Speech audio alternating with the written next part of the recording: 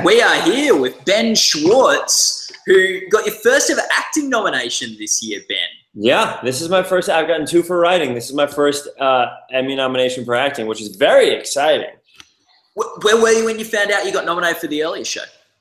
I was in my apartment, and I was here in my apartment, and I'd woken up early and found out. And the first thing that I did was text. Oh, the first thing I did was to see if Lauren got nominated, because I so badly wanted Lauren to get nominated or the show to get nominated. And I checked and saw that Lauren got nominated. The first thing I did was text her and be like, "This is insane. That crazy, insane show we did got nominated for an Emmy Award. Like, you and I together got nominated." It blew my mind that she got one and I got one, which was amazing. I was so excited for her because she's, one of the funniest people in the world. And I was so excited. Exactly what you said. The idea of getting nominated for writing and then now for acting is really cool. Yeah, no. And I saw Lauren in I didn't see her in person, but I saw her perform when she was down here with Comedy Bang Bang. You were creeping up on her. You were being real weird and stalking her for a bit. Yeah, just a regular week for me. Like, just a weird week for you. Yeah. So no, really exciting for Lauren to get nominated. How did the earlier show come to be? Was it your idea? Was it her idea? Was it someone else's idea? Well, also let the viewers know you're flying blind. There's no questions. You're just going for it today. Yeah. Let there be know that we're on the tightrope and we're really going after it today, which I think is very exciting. Yes. It happened where it was spun, which is kind of cool that something like this could happen. Is that Cap and Crunch had talked to Funny or Die about supporting and financing a series. And they talked about it maybe being like a late night talk show with 2 dudes. And then they said that they were interested in me doing it. And so Funny or Die got in contact with me. And I said I would do it, but if I did it, it would have to be crazy in this. I said it would have to be like almost you watching 6 episodes of something devolve, something crazy happening. So it feels like a little mini TV show. And I said, and also it would have to be a girl and a guy, because I want to break up. I want my girlfriend to break up with me in the very first episode live on air. I want my character to slowly go insane and go through all the stages of grief. And I think if you have a woman next to me, you can get into so much more back and forth about relationships and stuff like that. And also just Lauren, regardless of gender, is one of the funniest human beings in the universe. But one of the biggest things I want to do is like, they're like, if you can do anything, what would you want to do? I was like, I just want to go bananas. I want to play a character that kind of has 6 different versions of himself throughout the whole thing. And all the time while I'm going crazy, Lauren has to pretend like it's the happiest time in the universe because it's the early morning show type vibe. Yeah, you're both so out there in the show, but you go on such this roller coaster and she's like consistent the whole way through. If this is a normal human being, she's always up here. Yeah. And then I'm like, I'm on the weirdest roller coaster ever. Maybe a Scream Machine or I don't know, a Guardians of the Galaxy, the new Breakout one that used to be the Twilight Zone one. But it was so fun, and we shot it so quickly, and I wrote outlines for it and wrote the ideas for them. And then we improvised like crazy. What's your favorite line that you improvised in the whole season? It's so funny. I don't remember my lines as much. I remember my favorite Lauren Lapkus line was that I had set her up by saying, I was like, hey, I went to Jane Levy, who was a guest, and I said, hey, can you do me a favor? You're going to pretend to be my girlfriend. Let's act this stuff out. And then Lauren goes, well, what do I do? And I go, you can be my uncle or Grandpa Louie or Uncle Louie.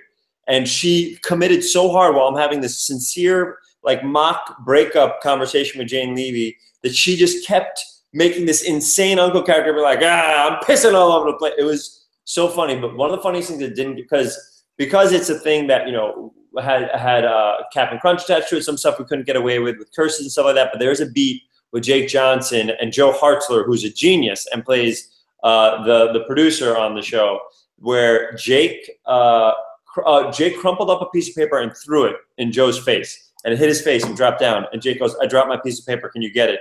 And Joe sadly went to pick it up. And when he picked it up, Jake slapped him on the ass as hard as he could. And then Joe went, and then Jake grabs the piece of paper and drops it again. And he goes, oops. And he does it 6 times. Like, he does not stop committing to it. And Joe slowly gets into it, and then at the end starts having this emotional cry, and they hug each other and be like, "It's not your fault, come here," and they hug each other at this amazing catharsis moment. But it was really messed up, so we couldn't put it in there. But it really made me laugh on the day. Yeah. I think like sometimes in these shows, like the best thing are the little moments, like almost just the little aside comments while you're looking at the social wall, or you know, like stuff like that. I think the you and Lauren's response to just the question that came in about, I'm attracted to my cousin, is that okay, or whatever like that, and just. And we had a writer's assistant named Scott Sonny, S-O-N-N-E, who helped out with that stuff and helped write some of those Twitter wall things, and we would go through them and pick them, and he was great. He started off as like an assistant and then helped out with the project. That's also these like small things. I brought my DP in I do these things for Courtyard where I interview NFL athletes. I brought my DP in, whose name is Andy, and I brought Lauren in. You get like a group of fun people together, and you're basically just like having fun and experimenting. And me being able to direct it, I get to kind of mold the story as it goes and pick exactly what I want the episode to look like. And it was very exciting for exactly that reason, where like people can pitch in. The funniest idea wins, and like people are supportive. And the editors, this guy Chris and this guy Paul Isaacson, were geniuses. As you know, with comedy, editing is 90% of making it. Once you have your stuff, you can turn it into whatever you want. And Chris and Paul Isaacson, man, they're heroes. Paul is a genius. And that's sort of like very much the philosophy of like UCB, isn't it? That you just keep on building on an idea to refine and get the best thing out of the scene, correct? Yeah, that's exactly correct. The idea is yes-anding the idea of this. And then when you have Lauren and I in the scene together, we just keep building upon an idea. So things are invented on the day. You know, I always have the outline. This is what I want the beats to hit.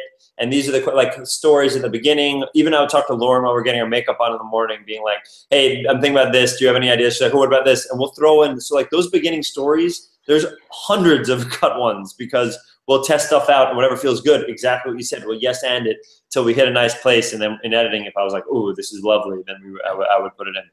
Yeah, it's funny. I work in elementary school, and we're doing some training lately. You keep name dropping this elementary school. All you do is hashtag elementary school. Okay. Well, anyway, K through 5.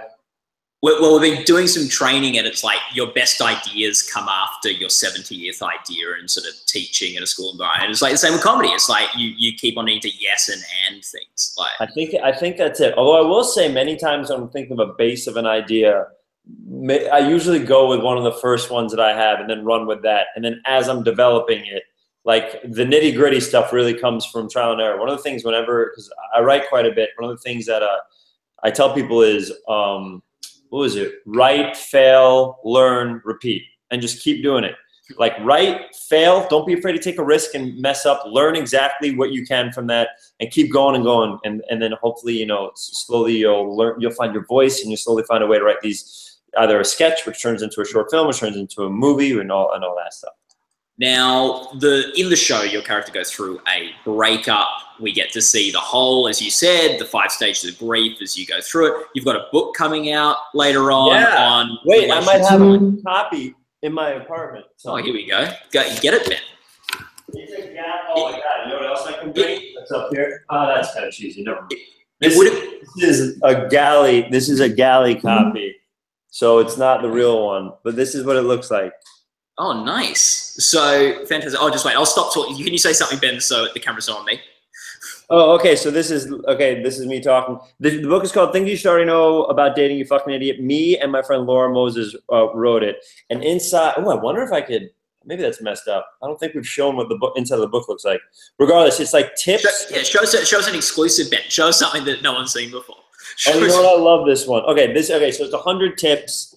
It's 100 tips, right? And then next to the tips is a girl and a guy having a conversation, which is Laura and I wrote the idea of a girl and a guy talk about each tip that will help. The whole idea is that the dating culture is terrible right now, or like the idea of all these things. Laura and I call it disposable love. There's so many options that people are so quick to ditch people and go on to the next one if there's one problem, as opposed to investing time. And also the idea of chivalry and the idea of being a human being in front of another human being is lost. So we wrote this book for the hope that maybe one day, you know, if you, it's funny, the whole idea is a humor book, but in it also are these little tips that we wrote. So one of the tips is don't bring up your ex on the first date unless they ask. you need to build a bridge before you cross a river of crazy. And that's that. And this is Laura Moses wrote it's one of my favorite illustrations. So each one is accompanied by a stick figure illustration. Oh, this is another great one. Laura drew about Instagram holes.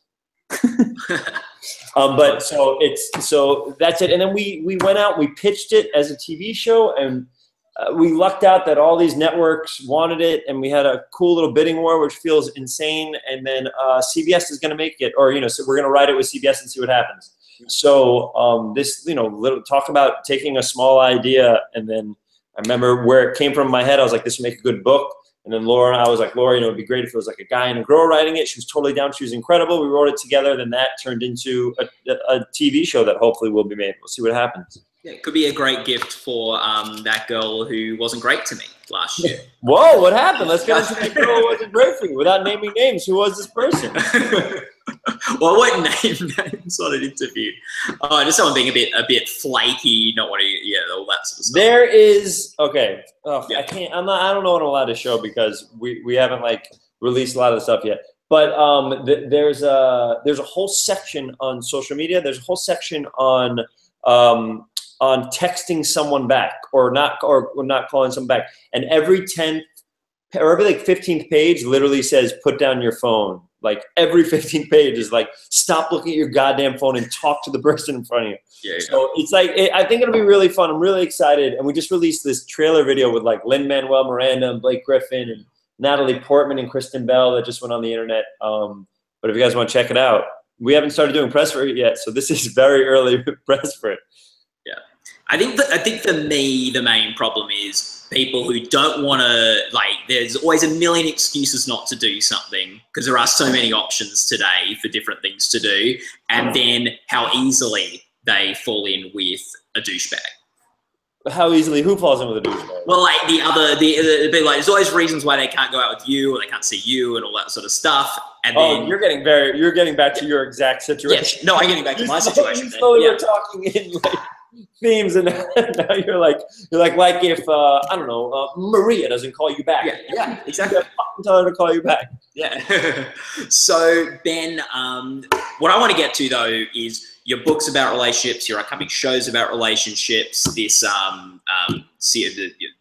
show was all about a breakup. Emmys. Let's talk about somehow getting back to the earlier show was all about a breakup as well. Were you drawing on a lot of personal experience for that, Ben? What were you feeding off of for that direction? It wasn't anything personal, but in my head, what I wanted was. This is how the idea started. I wanted to take someone who's normally very, very happy, and in my head, I'm like, okay, the early morning guys have to fake being happy 24/7.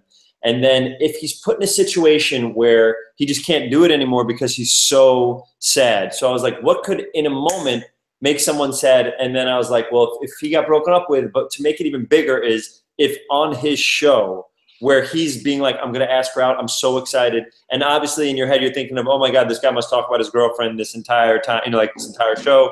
And he's like telling the audience, this is it. This is going to be huge. And then he gets broken up with live on the air and it breaks him. You see, I always think about, when I wrote that, I thought about, you remember that Simpsons episode where Ralph Wiggum gets his heart broken by Lisa Simpson? And you could literally, they pretend and they showed the little moment where it breaks. That's what I almost wanted to show, like someone got hurt so bad where you could see him hurt.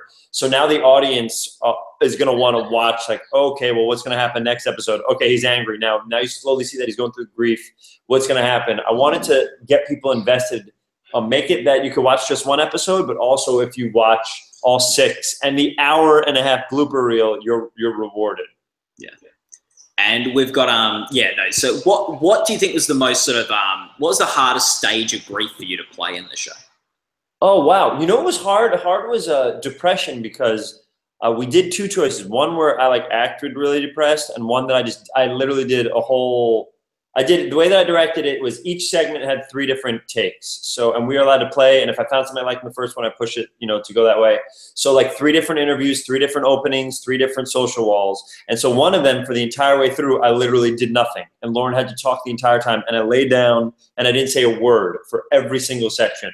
And I was like, I wonder if that'll translate. I was like, if not, let's do this or this. So being depressed, I felt like I couldn't support Lauren in a way that an improviser supports an improviser by saying yes, because literally being depressed and sad, I was the whole time being like, I don't want to, you know what I mean? Or like, I want to die or blah, blah, blah. And so that one I felt was a little bit harder. Or yelling. When I was angry, I didn't want to yell so hard that you didn't want to see my character succeed. So it's like these fun little levels of us figuring it out. And then Funny or Die, Becca Kinsky, and all these great people who are producing and helped us out. We're able to, like, while I'm directing, look at the monitor and kind of adjust my levels while I'm on screen. Yeah.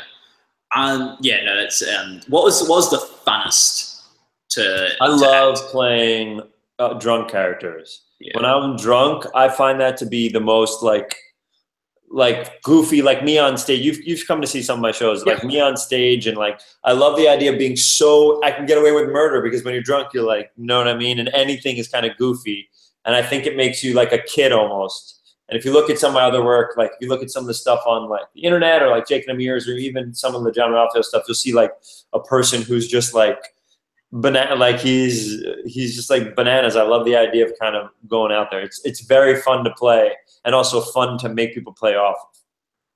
Now, the early show is a fake talk show, and I wanted to like touch on, because something we talked about last time we interviewed was the talk show world and how much of an impact Dave Letterman had on you. Yeah, and by the way, I feel like, did you wear that shirt last interview also? I feel like you have 2 shirts and 2 hoodies, and I'm very worried that I want to send you one thing.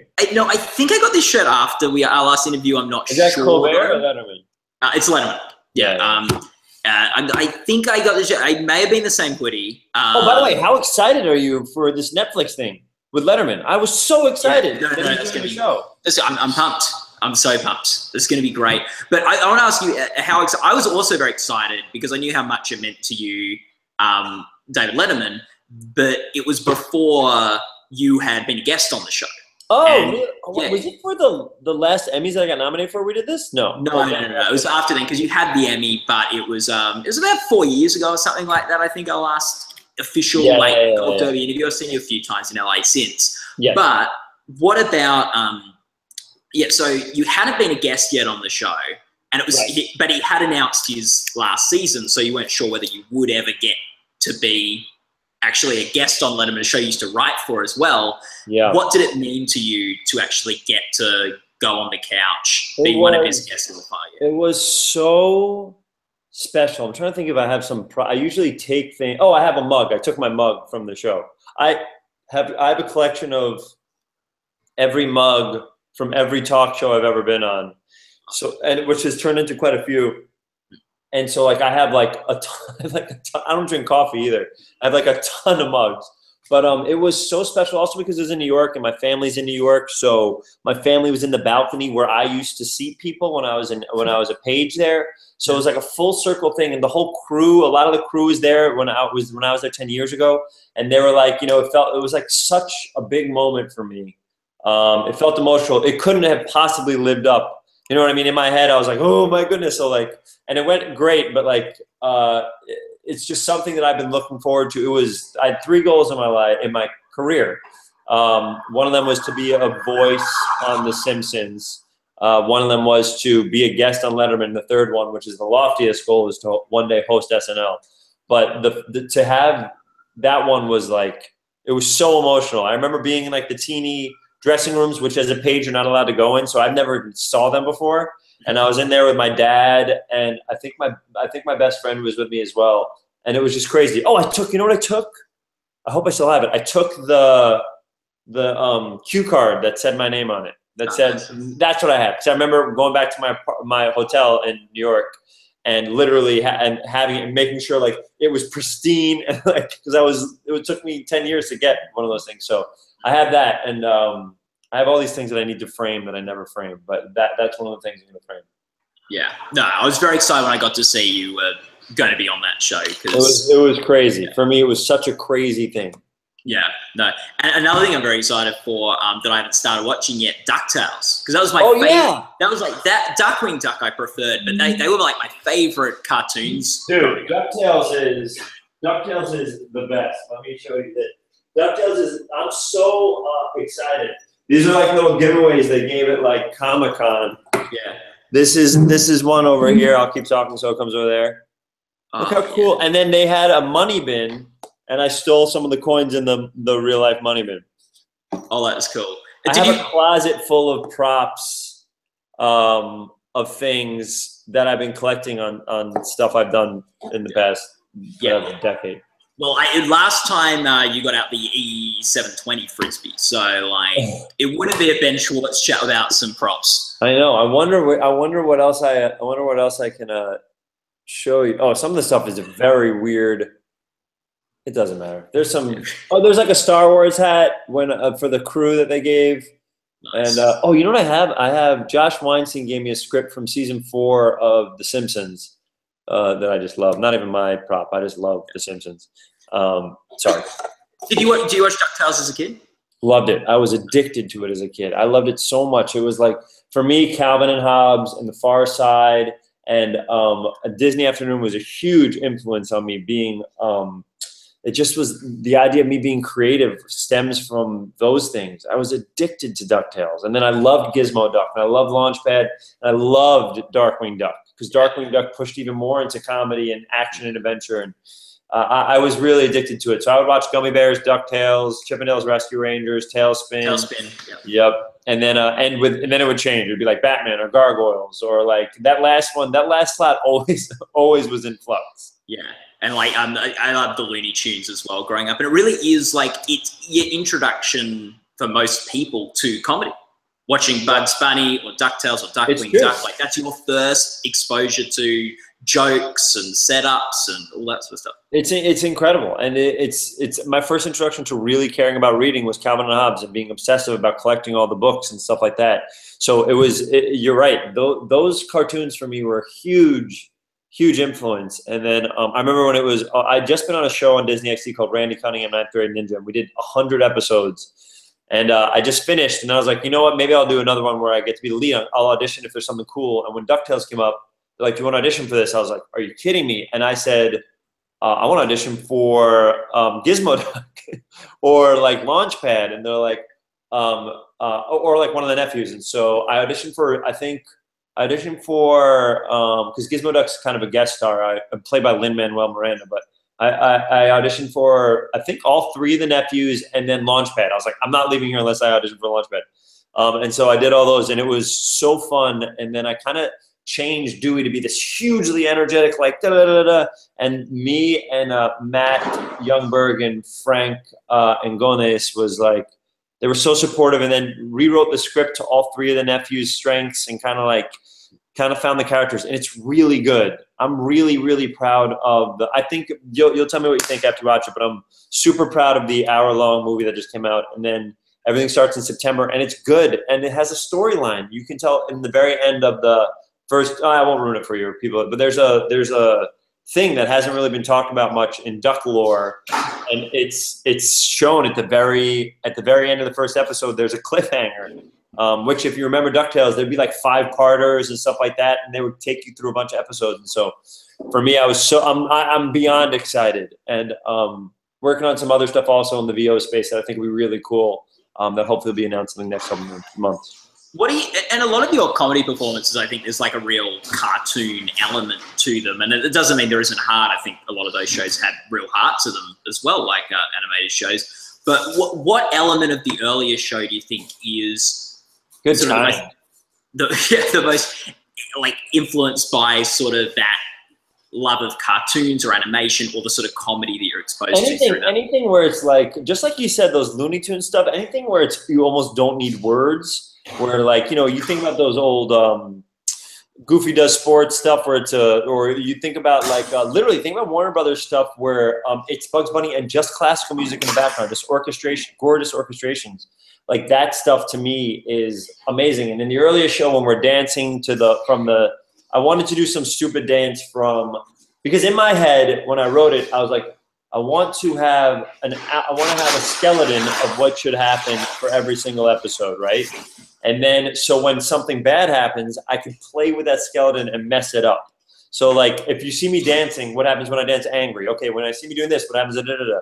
So I wanted to set up a skeleton where people, the audience knows kind of what's supposed to happen here because I established it in the first episode. And then you see the sad version, you see the angry version, the depressed version, you know what I mean? But that, and also anytime where Lauren and I are like being real big or grinny or, you know what I mean? That I think is all, that I think finds its heart in the cartoon world as well. Yeah, and I think with like you and Lauren in the show, it's like when you're dancing, especially in that first episode, you're like in your own worlds. You're like, and it's great with the girl, like when we find out why your girlfriend breaks up with you, or your character, is that character is all life. Yes, I think that in my head, it's like, how could you think everything is good? How could you, you know what I mean? Like, how could you, when you watch a show or an early morning show, they have to say, oh, this is the best thing. Oh, this guy, da, da, da, which I get. But then what if that person was that way all the time? Like they can't stop dancing. They can't stop pretending everything is good. Or I think it would drive someone crazy. So I try to make it there. Anytime I write, whenever I do something crazy, I always try to establish a why. So even for the pitch for the TV show we just pitched out, every single character, why they had their different quirks, their different character traits, there was always a why. So instead of just being like, I can't use a trait on something I just, but instead of being like, you know, this person who is incredibly happy all the time, I would invent a why for this is why he did, you know, this is why he's always happier. This is why this person is so afraid of dating or only, you know, uses apps all the time or something like that. Yeah, no, very much. And to wrap up then, what about the earlier show is maybe just your favorite memory from it? And what would it mean for you to win the Emmy for that? Favorite memory is, it's literally, if you watch the bloopers, it's an hour-long blooper reel, which I thought was hilarious, that we were gonna cut and then submit to Sundance, not thinking that it would get in, but just so we could put on a blooper reel saying that it was submitted to Sundance. But we found out it cost a bunch of money. We didn't have any more money left. So I love those bloopers, and my favorite parts you'll see in there, because it's me, Lauren, and Joe just trying to make each other laugh. So it's like people just, or like Thomas Middleditch coming in, or Pedro Pascal, or Jake Johnson, or it's like watching these, we're just trying to make each other laugh. And that's what you'll find in like improv shows. If you go to like good improv shows, that like you're so lost in the moment, you're just with the other person, you're trying to make each other laugh and stuff like that. And what it would mean to me, it would be pretty amazing. It would be pretty amazing because just growing up, I didn't think I could do any of this stuff. Like this wasn't even on my radar at all. Like I always say that doing this to me was like being an astronaut. Like you've heard of people that do it, but in my family, you know, my mom's a Bronx school teacher. My dad was social worker, and he worked in real estate. My sister's a psychologist. My brother-in-law is a social worker. So it's like we didn't know anybody that was acted or wrote professionally. So the idea to win an award for something that we watched, you know, all the time at home, it's very surreal. And then to win two, like to have another one, it's bananas. The idea that this one, especially because it was like all from my brain, and I created this thing, and I was like, Lauren, go nuts, I'll go nuts, and together we created this thing. It makes it a little bit more special because each step of the way, each part of the process, I was there, outlining, writing, editing, which took weeks. Even while I was shooting movies, I shot a bunch of movies while I was editing, and would FaceTime with the editor, and he would point his camera to his edit screen, and we would edit for hours that way. So like I had my fingerprint on every part of it, and it felt really special. It made me feel special. So to get any accolades, regardless, but to get anybody else to watch the show would make me so happy, because I really am proud of it, and I think that everybody, the producers, everybody, the crew, did an incredible job. Have you and Lauren ever done something at the UCB together, or are you in separate shows? We've done Ask Cat a bunch of times. That's why I played with her a bunch. And then comedy. Oh no, we did a live comedy Batman show recently, but we did a 2-person show because a while back there's an independent movie that we were attached to do, and I was like, let's get on stage together, and it was great. And I love watching her. There's a lot of very talented comedians who happen to be female at UCB, and she is one of them that I love watching. Yeah, no, fantastic. Well, all the best, Ben. It's so great to chat with you, and like we were able to touch on DuckTales and your relationship book and the CBS show. We covered a lot of things. Oh, wait, what else could I put? Oh, DuckTales. You said, oh, there's a movie coming out called Outside In, Toronto Film Festival that I'm in. Lynn Shelton directed. I think she's incredible, and J. Duplass wrote it with her. That's fun. Edie Falco's in as well. But that's the big one is the book and this Emmy thing are coming out. So I'm excited to talk about it one day before. One day before. You told me that I have one day before voting closes. I had no idea. So this is for all the late stragglers who forgot to vote for the Emmys, and for anybody who cares about the process of it. Last minute voting. You can. I won't officially endorse anyone, Ben, with my roller golf derby. But, oh, you're not allowed to. I don't know. I'm not allowed to say. Did you vote? Do you vote? I don't vote, so I don't even vote. So. But people are able to vote for Ben Schwartz in the final category. I've got to keep my journalistic integrity there. Hey, the Mayweather fight is tonight. Who do you think is going to win the Mayweather fight? Who do I think oh boy, I am really don't know much about boxing. Let's just say Mayweather. Great, because I said that name out loud. So yeah, that was the one I heard. Yeah, let's go with that one. There's only two people fight right in boxing. So no, it's a Royal Rumble tonight. So it's like them, and then all Hulk Hogan's coming back. Andre the Giant is somehow rising. Okay, so all your favorite WWF oldies. You know what I mean? It's really anyone's game. I was trying to think of someone who's won a lot of awards in the past. So don't bet against Jim Parsons. Nice. He'll probably end up winning again. Yeah. Jon Stewart. Jon Stewart's the right one. That was a good one. We got to just keep adding to the idea. Just keep building. Together we're making a difference. Yeah. Very good. Thanks, Ben. All the best with it all. Thanks, man. Good to talk to you. And hopefully we'll get a chat again someday. When you're a big CBS star. Yeah. I'm just writing it, but maybe I'll be in it. We'll see what happens. It'll be fun. Yeah. We'll see. I have no idea what's going to happen, but listen, I would love to chat with you again. Anytime I chat with you means that somebody is watching something that I did, which is making me very happy. Okay, that's cool, Ben. And we'll see at the UCB sometime soon. Hi, brother.